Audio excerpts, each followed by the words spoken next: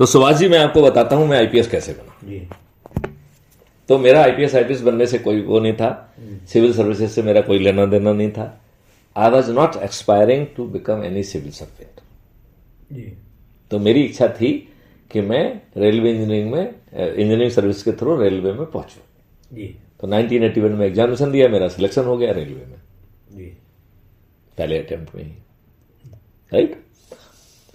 अब देखो, ईश्वर जो है तो और कुछ चाहता था। तो मेरा जो पुलिस वेरिफिकेशन, जबकि यूपीएससी के पुलिस वेरिफिकेशन अलग तरीके से होते हैं, तो हमारा verification, police verification, district collector Jhansi के कार्यालय में नीचे कहीं घुस गया, बाहर ही नहीं निकला वो। राइट।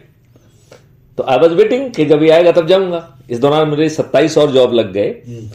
मैं जाके एक आध दो को ज्वाइन भी किया, 3 को शायद ज्वाइन किया, लेकिन एक दिन से ज्यादा कहीं नहीं रुका। अब इसी तरीके से पहला सेमेस्टर हो गया, दूसरा सेमेस्टर हो गया, और हम तीसरे सेमेस्टर में पहुंच गए। नहीं, बल्कि दूसरे सेमेस्टर चल रहा था। तो एक मृगेंद्र कुमार करके एक बिहार का स्टूडेंट जो हमारे साथ ही एमटेक कर रहा था, वो हमारे रूम में धमका, बोले यार मैथिली, यार मैं एक सिलेबस लेके आया हूं, तो यार देख ले यार, मैं दे रहा हूं यार, तुम बैठ जाओगे तो मुझे एक साथ मिल जाएगा। मैंने कहा यार काहे को चक्कर में पड़े हो यार, मुझे कोई जो है ना सिविल सर्विसेज में तो जाना नहीं है, काहे के लिए तुम यार फालतू में मेरे पीछे पड़े हो। बोले तू नहीं बैठना, लेकिन देख तो ले। तो उसने इस तरीके से जो उसका सिलेबस मेरे हाथ में रख दिया। मैंने पलटा, हाँ यार, मैंने कहा ये तो डुएबल है यार, कोई प्रॉब्लम नहीं है। बोले डुएबल है ना। बोले मैं चलो साइन लेकर इसमें। साइन कर दिए। वो पोस्टल ऑर्डर सब लेके आया था, उसने लगाया और जमा कर दिया। राइट। मैंने भूल गया, मैं भर आके अपने पढ़ाई लिखाई में भी रहा। इसके बाद मुझे एचएमटी में आईआईटी की तरफ से समर इंटर्नशिप मिली, जिसमें आई वाज वर्किंग कि एचएमटी को हम कैसे सुधारें, उनकी जो ट्रैक्टर की पाइपलाइन है उसमें हम क्या वैल्यू ऐड करें, क्योंकि हम वैल्यू इंजीनियरिंग की तरफ से थे। इंडस्ट्रियल इंजीनियरिंग में एक सब्जेक्ट है वैल्यू इंजीनियरिंग। तो it was a project of the value engineering कि how can I add the value in their production system. और मैं बड़ी चीज था, आईआईटी से आया हूं, तो हमको हाथों हाथ रखा जाता था, मेरी बात को बहुत तवज्जो दी जाती थी। अब आ गया है प्रीलिम का समय। तो मैं जाता हूं एमडी के पास, मुझे अभी भी याद है मिस्टर श्रीधर हुआ करते थे। तो मैंने कहा सर मुझे सिविल सर्विसेज देना है, तो आई वांट 3 days लीव। बड़े नाराज वो, कैसे लगे हो, डूइंग सो ब्राइट, क्या करोगे आया उसमें जाके, you are having such a bright career, such a bright ideas, काय के लिए तुम जो है ना सिविल सर्विसेज देना चाहते हो। मैंने कहा sir have I asked your opinion. कितना रूड जवाब था। I feel I should not have. मैंने कहा sir if you don't agree with it, I just requesting for the leave, आप चाहें तो मेरा स्टाइपेंड काट लें। You can give the 3 days leave without stipend. So बोले नहीं ये बात नहीं है, if you are so strongly feeling, you please go, all the best from my side. But मुझे लगा कि you are so bright and you are doing so well, तो क्यों जाके फालतू में सिविल सर्विसेज में बेकार एकार नेताओं के चक्कर में पड़ रहा है फालतू में। मैंने कहा नहीं सर मुझे जाना है। और फिर मैं हंस दिया, तो बात सेटल हो गई, क्योंकि मैंने बहुत रूडली कहा था उनसे कि सर आई हैव नॉट, मतलब basically I have not asked your advice. तो it was a very rude reply from my side. अब मैं, कल एग्जामिनेशन है, आज चला हूं, रात को पहुंचता हूं 2 बजे। तो उस समय जो है बेसिकली कुछ कमरों की जो ना कमी थी हॉस्टल में। तो उन्होंने निर्णय लिया कि आप सीनियर हॉस्टल में रहोगे तो सिंगल रूम में डबल रहना पड़ेगा, जब तक वो रेगुलराइज होगा फिर अलग अलग हो जाएगा। और यदि आप यूजी को करोगे तो डबल रूम में डबल, क्योंकि वहां तो डबल रूम ही है सब। तो आई सेड कि यार सिंगल रूम में डबल रहने की वजह तो डबल रूम में डबल रहना ज्यादा ठीक है, और इसी बहाने अंडर ग्रेजुएट IITians के साथ रहेंगे, ज्यादा मजा आएगा, ठीक है ना. सो आई preferred, I was in Jwalamukhi. So there was a room partner. His name was Avinash Shrivastava. He was a man of physics. वो भी सिविल सर्विसेज दे रहा था. मेरी कभी उससे सिविल सर्विसेज के बारे में चर्चा नहीं हुई. रात को 2 बजे मैं ज्वालामुखी में पहुंचकर अपने रूम को नॉक करता हूं, घंटी बजाता हूं. तो आंखों मलते हुए जो है ना अविनाश बाहर निकलता है. बोले मैथिली तुम? हाँ. मैंने कहा कल यार प्रीलिम देना है. सर यार तुम जोक कर रहे हो क्या?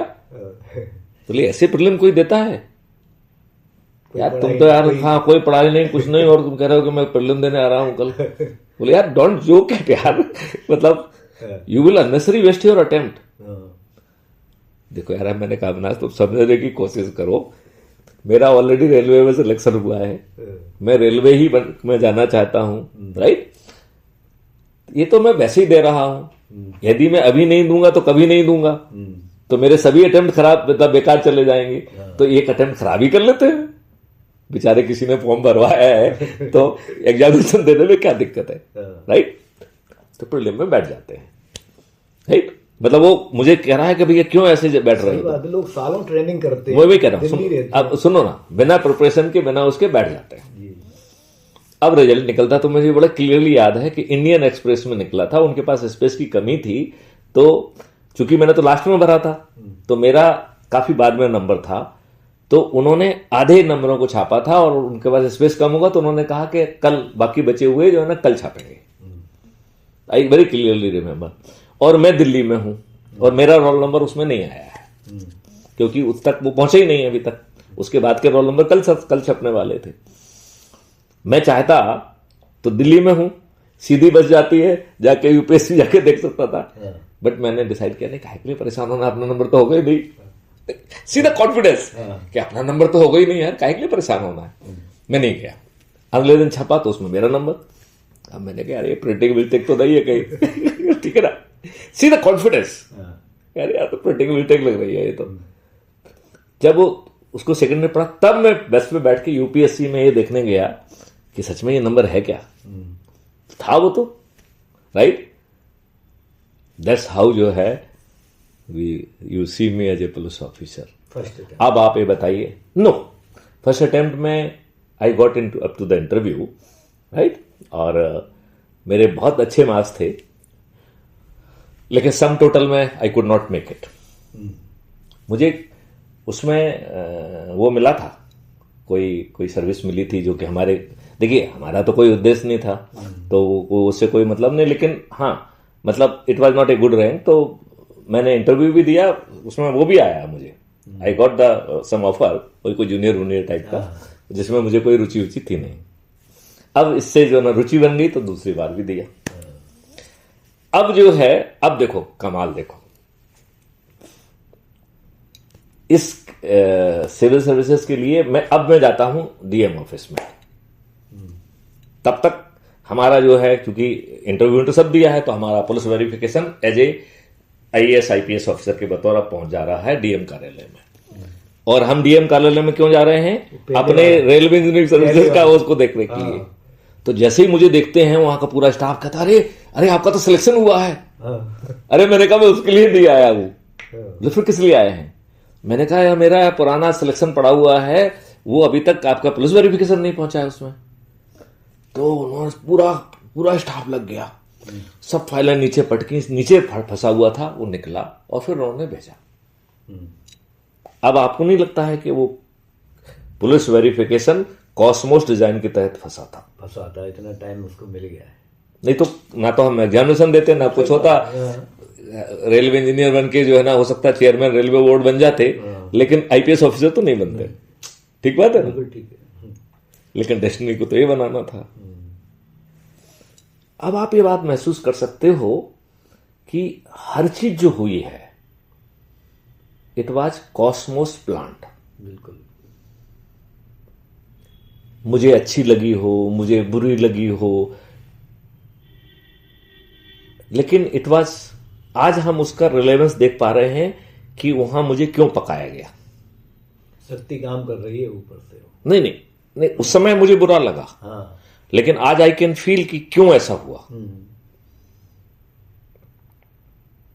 आप मेरी बात समझ रहे हैं? समझ रहा हूं। तो हर चीज में, चाहे मैं आईजी कश्मीर बना हुआ हूं, चाहे मैं सीआरपीएफ में गया हूं, चाहे मुझे वहां पे इंटरनेशनल कोर्स में भेजा गया हो, I am alumni of 3 universities of America. एक हमने इंटरनेशनल कोर्स किया है, वो भी सरकारी खर्चे पे, ऑन ड्यूटी, अपना एक पैसा नहीं लगा। सरकार ने उस समय हमें घोड़ा, गाड़ी, टेलीफोन सब दिया। It was A on duty course, मतलब पढ़ने के लिए सरकारी खर्चे पे, और ऑफिसर्स की पूरी सुविधाओं के साथ। इवन जब हम विदेश गए तो मुझे डिप्लोमेट के उस पर वीसा पे भेजा गया। ऑफिशियल पासपोर्ट पे नहीं गया मैं डिप्लोमेटिक पासपोर्ट पे गया। बस हो गया। तो मुझे क्या लगता है कि कुछ तो कॉस्मिक है, या मुझे लग रहा है, या मैं कुछ ज्यादा देख रहा हूं। नहीं तो आप देख पा रहे हैं, सही बात है, वो और कोई नहीं देख पा रहा वो। नहीं, वो आपका अनुभव नहीं, आप तो देख ही नहीं सकते ना, आप तो उतना ही जान पाएंगे ना जितना मैंने बताया। लेकिन now I can correlate. First year में मुझे जो है, अब देखो मैं बताता हूं, बी फर्स्ट ईयर में I was otherwise in merit, right. अब एक चिट्ठी के तहत जो है ना मेरा रिजल्ट पहुंचता है, डॉक्टर साहब हमारे बड़े भाई उसे खोलते हैं और कहते हैं कि अरे आपको तो केमिस्ट्री में तड़ी मिली है, फेल हो गए। अच्छा, मैंने कहा आप लोगों का भी केमिस्ट्री होता है? बोले मेरा नहीं, तेरा। तो यार मैंने कहा मैं कैसे फेल हो सकता हूं यार? बोले हाँ देख ले। तो कुछ एक ऐसी घटना हो गई थी अप्री सी, तो आई नेवर थॉट कि मुझे फेल कर देंगे, लेकिन कर दिया फेल एनीवे। तो वो मेरी जगह पे जो मेरिट में आया था वो कहता है कि आई वॉज एक्सीडेंटल जो है ना मेरिटोरियस, क्योंकि मैथिली जो है ना कहीं दूसरी जगह फंस गया, इसलिए क्योंकि I was much higher than him. क्योंकि मेरा तो जो है ना पहला दूसरा मेरिट लिस्ट में नाम होता, राइट। तो वो 10वें नंबर पे था, तो वो हमेशा कहता है कि भैया ये तो मैं इसके कारण बन गया। तो व्हाट आई फील कि ये सब अनुभव ही है। जैसे मेरा आईआईटी में एडमिशन कैसा हुआ, घूमते हुए चले गए, मेरे साथ वो अनूप दुआ भी था, हम दोनों ने एग्जामिनेशन दिया, मेरा हो गया, उसका नहीं हुआ। No preparation, nothing. अनूप दुआ मेरे साथ उस कोर्स में भी था, मतलब इसमें जो एसएसबी के सिलेक्शन में, और उसने तो मुझे इतनी गाली दी थी, बोले साले दुष्ट, मुझे मालूम है तू कभी ज्वाइन नहीं करेगा ऐसे, लेकिन मैं तो ज्वाइन करना चाहता था, तेरे कारण मेरा नंबर कट गया। मैंने कहा भैया मैंने तेरा क्या कर दिया, मैंने तेरा कहाँ नंबर काट दिया यार, मैंने कुछ किया क्या? बोले तू नहीं आता तो कम से कम मेरा तो हो जाता, और मुझे पक्का मालूम है कि तू ज्वाइन नहीं करेगा। तो दोस्तों की ऐसी झड़क भी होती है। चलिए, अब आपको मतलब इतना सब याद आ रहा है पुराना, तो उसमें